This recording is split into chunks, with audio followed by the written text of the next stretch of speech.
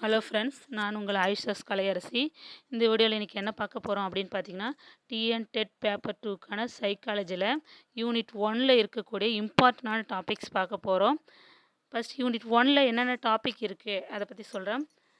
குழந்தையின் வளர்ச்சி மற்றும் முன்னேற்றம் இதான் டாபிக். இதில் என்னென்ன படிக்கணும் அப்படின்னு பார்த்தீங்கன்னா, வளர்ச்சினா என்னென்னு படிக்கணும், முன்னேற்றம்னா என்னென்னு படிக்கணும். வளர்ச்சி மற்றும் முன்னேற்றம் பற்றி பல்வேறு உளவியலறிஞர்கள் என்னென்ன கருத்து சொல்லியிருக்காங்க அதை பற்றி படிச்சுக்கோங்க.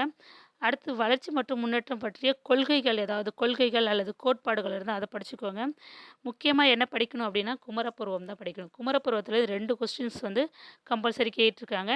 இது நான் போன வீடியோவில் நான் போட்டிருக்கேன், அதை பார்க்காதவங்க பார்த்துக்கோங்க.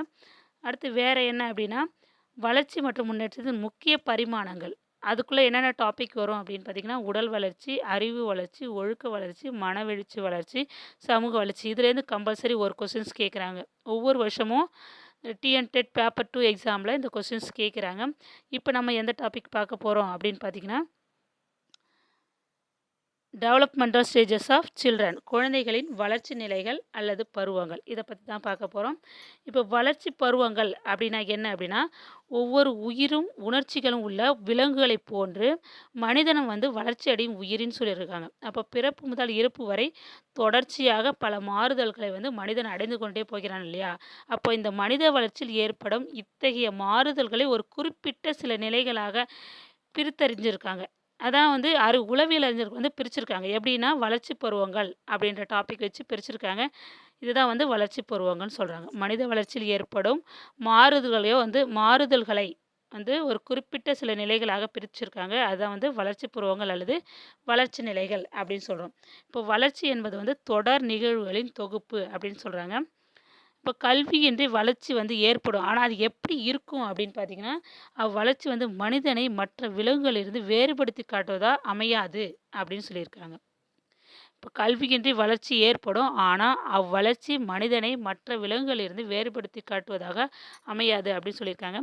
இப்போ வளர்ச்சி பற்றி ஆண்டர்சன் என்ற உளவியலறிஞர் என்ன சொல்லியிருக்காரு அப்படின்னு பார்த்தீங்கன்னா, வளர்ச்சி என்பது வாழ்க்கை நிலைமை, லைஃப் ஸ்பேஸ் விரிவடைதலை குறிப்பதாகும் அப்படின்னு சொல்லியிருக்காரு.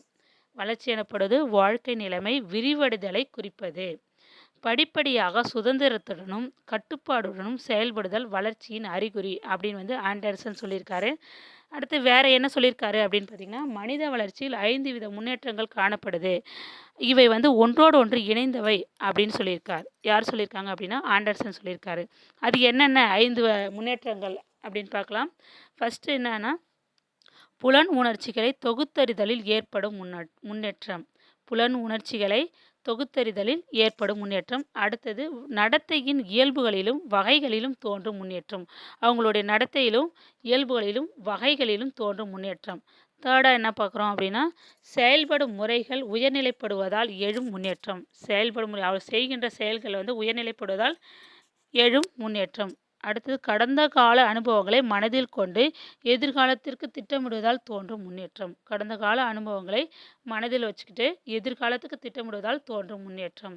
அடுத்து 5th பாயிண்ட் என்ன அப்படின்னா, நடத்தையில் சுய கட்டுப்பாடு இடம்பெறும் அளவில் முன்னேற்றம். நடத்தையில் தான்ற மாதிரி சுய கட்டுப்பாடு இருக்கணும். தன் கட்டுப்பாடுன்னு சொல்லுவாங்களே, அதுதான் சுய கட்டுப்பாடு இடம்பெறும் அளவில் முன்னேற்றம். இந்த 5 தான் ஆண்டர்சன் சொன்ன மனித வளர்ச்சியில் 5 வித முன்னேற்றங்கள். ஓகேங்களா? அடுத்து என்ன பார்க்க போகிறோம் அப்படின்னா, முக்கிய வளர்ச்சி பருவங்கள். இதுதான் வெரி வெரி வெரி இம்பார்ட்டண்டான டாபிக்ஸு. இம்பார்ட்டண்ட் டெவலப்மெண்டல் ஸ்டேஜஸ், அதை முக்கிய வளர்ச்சி பருவங்கள் 2ஆக பிரிச்சிருக்காங்க. அது என்னென்ன அப்படின்னா, பிறப்புக்கு முந்தைய நிலை, பிறப்புக்கு பிந்தைய நிலை, ப்ரீநெட்டல் ஸ்டேஜ், போஸ்ட்நெட்டல் ஸ்டேஜ். இப்போ பிறப்புக்கு முந்தைய நிலையில் என்னென்ன வரும் அப்படின்னா, முளைநிலை, பிண்டநிலை, மதுசூல் நிலை அப்படின்னு 3ஆக பிரிச்சிருக்காங்க. பிறப்புக்கு முந்தைய நிலை எத்தனை அப்படின்னு கேட்டாங்கன்னா 3ன்னு சொல்லணும். அது என்னென்ன அப்படின்னா, முளைநிலை, பிண்டநிலை, மதுசூல் நிலை. இப்போ முளைநிலை அப்படின்னா முதல் 2 வாரங்கள், கருவுற்ற நிலையிலிருந்து முதல் 2 வாரங்கள் தான் முளைநிலைன்னு சொல்லுவாங்க.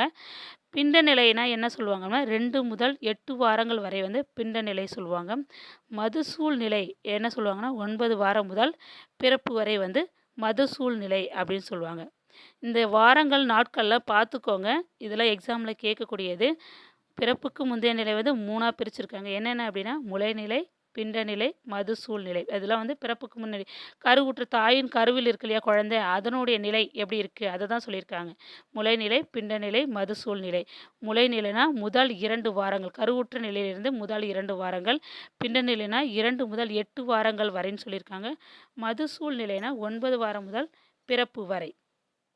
இப்போ முளைநிலையில் வந்து கருமுட்டை எப்படி இருக்குன்னா அளவில் பெரிதாகி 1/8 பங்கு 1/8 அங்குலம் அளவுக்கு ஓர் உயிரணு தொகுப்பாக இருக்கும் அப்படின்னு சொல்கிறாங்க. முளைநிலையில் தான் கருமுட்டை வந்து அளவில் பெரிதாகி 1/8 அங்குலம் அளவுள்ள ஓர் உயிரணு தொகுப்பாக இருக்கும் அப்படின்னு சொல்கிறாங்க.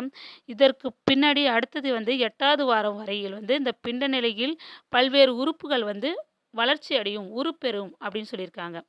இந்த பிண்ட நிலையில் 2 முதல் 8 வாரங்களில் வந்து ஒவ்வொரு உறுப்பாக வந்து உருப்பெறும் அப்படின்னு சொல்லியிருக்காங்க. இந்த நிலையின் இறுதியில் தான் என்ன செய்யும் அப்படின்னா இதயம் வந்து துடிக்க ஆரம்பிக்கும், துடிக்க தொடங்கும் அப்படின்னு சொல்லியிருக்காங்க. எந்த நிலையில் அப்படின்னா பிண்ட நிலையில் தான் அந்த இறுதி வாரம் 8வது வாரம் இருக்கு இல்லையா, அந்த வாரத்தில் தான் இதயம் வந்து துடிக்க ஆரம்பிக்கும் அப்படின்னு சொல்லியிருக்காங்க. அப்புறம் 8வது வாரத்திலிருந்து குழவி பிறக்கும் வரையுள்ள மதுசூழ் நிலையில் வந்து குழந்தையின் முழு உருவ வளர்ச்சி வந்து சிறுக சிறுக அதிகரிக்கும் அப்படின்னு சொல்கிறாங்க. குழந்தையின் முழு உருவம் வந்து கொஞ்சம் கொஞ்சமாக பெரிதாக்கிட்டு வரும் அப்படின்னு சொல்கிறாங்க. அடுத்தது பிறப்புக்கு பிந்தைய நிலை, போஸ்ட்நேட்டல் ஸ்டேஜ். இதில் எத்தனை நிலைகள் இருக்குது அப்படின்னு பார்த்தீங்கன்னா 6 நிலைகள் இருக்குது. இதுவும் கண்டிப்பாக எக்ஸாமில் கேட்கக்கூடியது தான். முதல் நிலை என்னன்னு பார்த்தீங்கன்னா குழவி பருவம், இன்ஃபான்சின்னு சொல்லுவாங்க. குழவி பருவம்னா என்ன அப்படின்னா பிறப்பு முதல் 2 வயது வரை உள்ளது தான் வந்து குழவி பருவம்.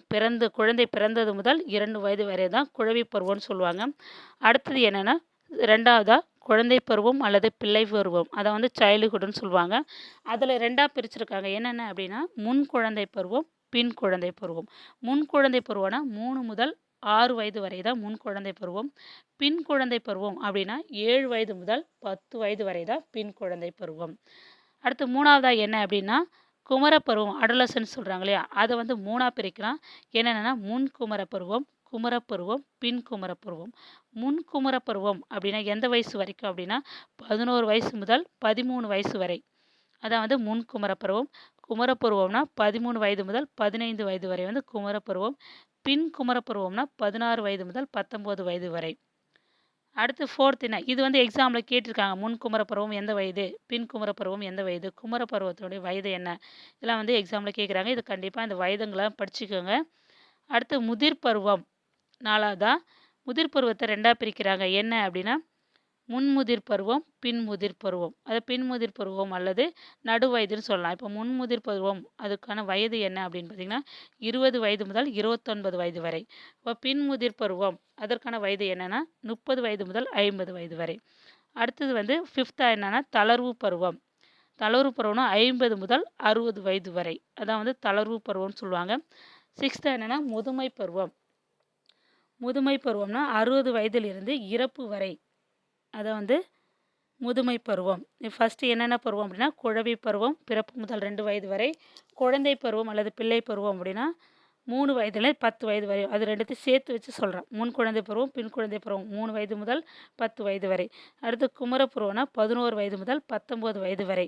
முதிர் பருவம் அப்படின்னா 20 வயது முதல் 50 வயது வரை, அதான் அடல்ட்ஹுட் அப்படின்னு சொல்லுவாங்க. தளர்வு பருவம்னா 50 முதல் 60 வயது வரை. முதுமை பருவம்னா 60 வயதிலிருந்து இறப்பு வரை தான் வந்து முதுமை பருவம்னு சொல்லுவாங்க. இதில் வந்து தனியால் வேற்றுமைகள் வந்து காணப்படும் சொல்லியிருக்காங்க. இந்த பருவங்களில் வந்து தனியால் வேற்றுமைகள் காணப்படும். அடுத்து ஒவ்வொரு குழந்தையும் வந்து குறிப்பிட்ட வயதிற்கான பருவத்திலிருந்தே ஆக வேண்டும் என்று எதிர்பார்க்க முடியாது. இந்த வயசில் இது மாதிரி தான் இருக்கணும் அப்படின்னு வந்து நம்ம எதிர்பார்க்க முடியாது. இந்த 6 பருவங்களில் ஆசிரியர்கள் முக்கியமாக கவனம் செலுத்த வேண்டிய பருவம் எதுன்னு பார்த்தீங்கன்னா முதல் 3 பருவங்கள். என்னென்ன பருவம் அப்படின்னு பார்த்தீங்கன்னா குழவி பருவம், குழந்தை பருவம், குமரப்பருவம். இது 3 வந்து ஆசிரியர்கள் வந்து முக்கியமாக கவனம் செலுத்த வேண்டிய பருவம் அப்படின்னு சொல்லியிருக்காங்க. 3 பருவங்களும் வந்து மழலையர் பள்ளி, தொடக்கப்பள்ளி, நடுநிலைப்பள்ளி, உயர்நிலைப்பள்ளி, மேல்நிலைப்பள்ளி நிலைகளுக்கு வந்து உரியனவாகும் அப்படின்னு சொல்கிறாங்க. இப்போ மழலையர் பள்ளியில் குழவி பருவ குழந்தைகள் இருப்பாங்க. தொடக்கப்பள்ளி இது 2மே குழந்தை பருவ பிள்ளைகள் வந்து தொடக்கப்பள்ளி, நடுநிலைப்பள்ளியெலாம் இருப்பாங்க. குமரப்பருவ பிள்ளைகள் வந்து எதில் இருப்பாங்கன்னா உயர்நிலைப்பள்ளி, மேல்நிலைப்பள்ளி நிலைகளில் வந்து இருப்பாங்க. இந்த வீடியோ உங்களுக்கு பயனுள்ளதாக இருக்குன்னு நான் நம்புகிறேன். Thank you friends.